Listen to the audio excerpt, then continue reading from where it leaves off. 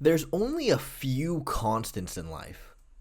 Death, taxes, Dana White bragging about how long he fasts and how often he cold plunges, Joe Rogan talking about how calf kicks changed the game, Tom Aspinall being awkward around women, Curtis Blades being so close yet so far from being elite, Dominic Cruz being mean to Michael Bisping, Adesanya talking about how he beat Alex that one time, Renato Moicano nursing off Guru's clout, Conor McGregor cheating on his wife, Kayla Harrison having a male appendage, John Anik going into detail about fighters' personal lives, Daniel Cormier getting a rush of dopamine whenever someone gets some control time, Ian Gary keeping his Instagram comments off, Chael Sonnen bragging about how much steroids he takes, Valentina Shevchenko being a co-main event,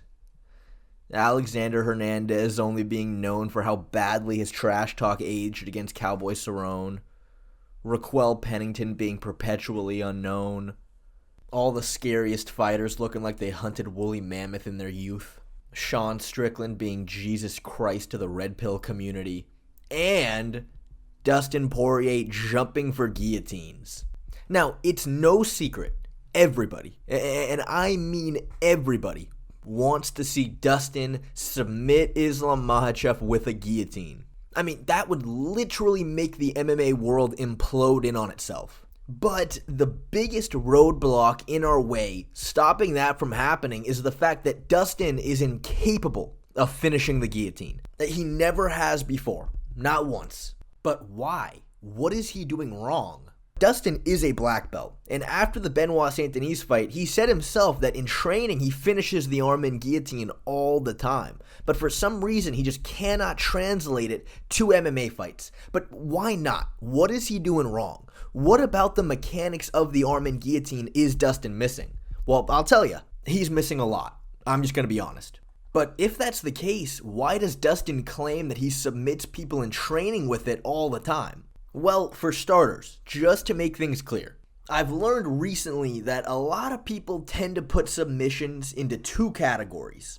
Either it's 100% in and you're going to go to sleep within a few seconds, or the choke's not in at all. But that just isn't true. Yeah, if you get a rear naked choke 100% sunk in, you're going to go to sleep within a few seconds. But depending on what kind of submission it is, how tight it is, sometimes it can take a lot longer to go to sleep. Sometimes you're getting choked, but it's not enough to fully put you to sleep. There is definitely a wide spectrum there.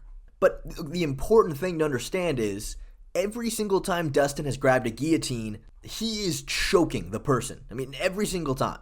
It's never simply just not in. So in training, of course, he jumps guillotine, it's pretty tight, you're getting choked, you're gonna tap. But when you're fighting in the UFC, with half your paycheck on the line if you lose, you are not going to tap unless you are in the process of blacking out. So if a guy's defense is really good and your mechanics aren't perfect, guys are gonna survive and they're gonna find a way to get out. So let's look at some examples and let's see, what is Dustin Poirier doing wrong? Well, here is the most important thing you need to understand about the arm-in guillotine. You are not squeezing your opponent's neck. That is not what you're doing. In a regular guillotine, yes, you're squeezing both sides of the neck, which constricts the blood flow. But in an arm-in guillotine, there are two specific aspects that put you to sleep. One is your head getting crunched forward. I made a video on this about squeezing the hose and bending the hose. Two ways to stop water from coming out of a hose. Well, it's the same way to stop blood from going to the brain. We squeeze it, or we crimp it and bend it. Put the head, instead of squeezing, I want to put his head into his belly. I actually make a crunch. Everything's down and in. And the other big thing is your hand positioning in the choke. This arm has gone over, I come underneath, I'm holding his chin with my right hand, the other hand comes in to support the grip. So I have his chin with this hand, and the other hand supporting the bottom of my hand to make hand fighting difficult. When I want to finish, I'm going to go a little bit past his chin, so this part of my hand here is underneath the neck, here, okay? I'm going to make sure I have a nice pinch with my elbow, and then to finish, I'm going to check the time.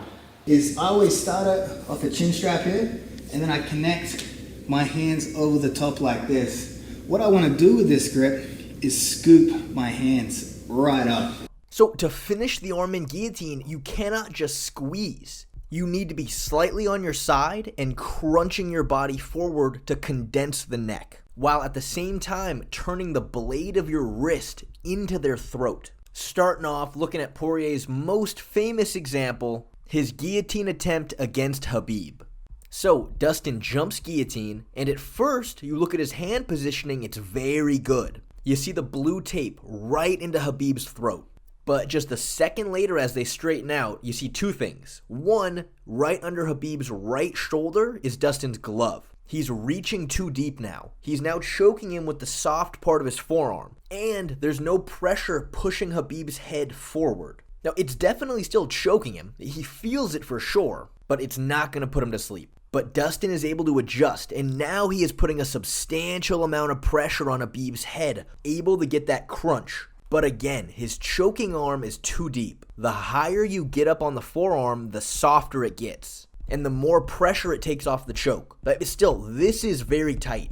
So Khabib rolls onto his side to relieve the pressure, and as he comes back up, that torque on his neck downward is no longer there. He rolls again to loosen it up even more, and he gets his head out. So throughout that entire sequence, there was a few seconds where Dustin had Khabib in trouble, but he wasn't going to tap. You have to put him to sleep, and he needed the correct hand positioning here to really put the pressure on. Now, it's still a fair attempt, gets scored in the judging criteria as effective grappling, but we've got a lot of work to do if we're submitting Islam. But, there is some hope. Dustin showed some key improvements in his fight against Dan Hooker. So Dan shoots a takedown, Poirier grabs the guillotine. I'm sure as you guys can tell by now, he's not putting the crunch on Hooker's head that he needs to. Hooker starts getting his head out, but as he does, Dustin readjusts and now gets it very deep. Look at Hooker's neck right here. That is a serious amount of fucking torque. He's got it almost perfect. I mean, look at Hooker's shoulders in relation to his head. That's pretty much as good of a crunch as you're going to get. And Poirier's hand placement is perfect. But he made one crucial error. I'm going to make sure I have a nice pinch with my elbow, and then to finish, look at my right elbow, tucks in, and then I check the time. There's the tap. The elbow of Poirier's choking arm is flared. And because of that one reason, Hooker is able to get his head out. But that was seriously close.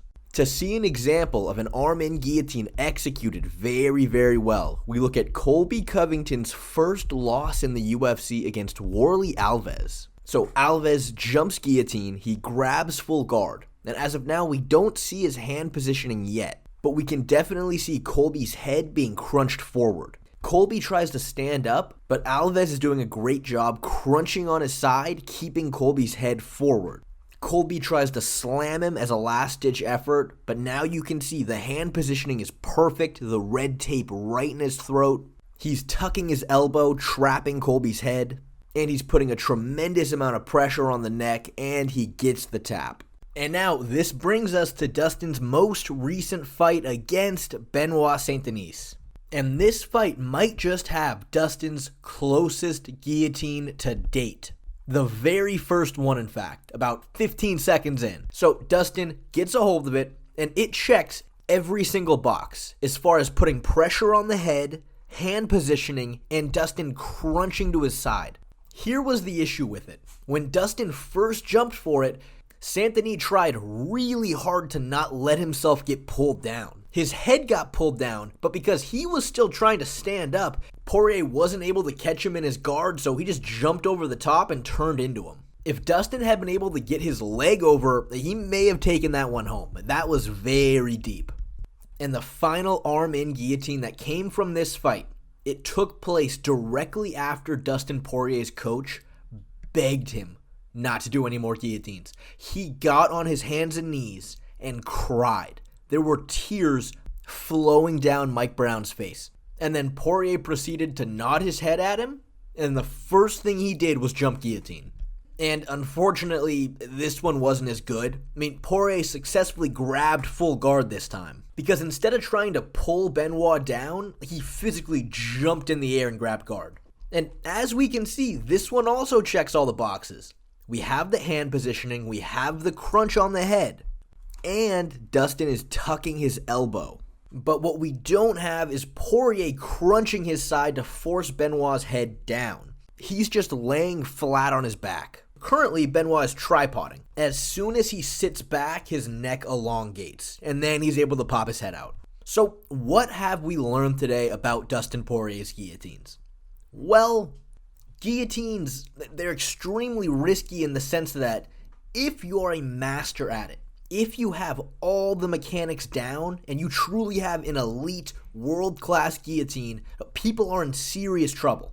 But not everyone's guillotine is that good. And maybe you can pull it off in practice, but there is a barrier to doing it in an actual fight. And if you don't have all those mechanics down, you're risking ending up on bottom, which is a bad position for most people in MMA.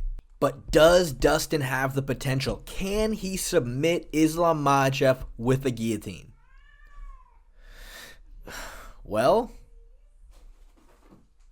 nah, probably not.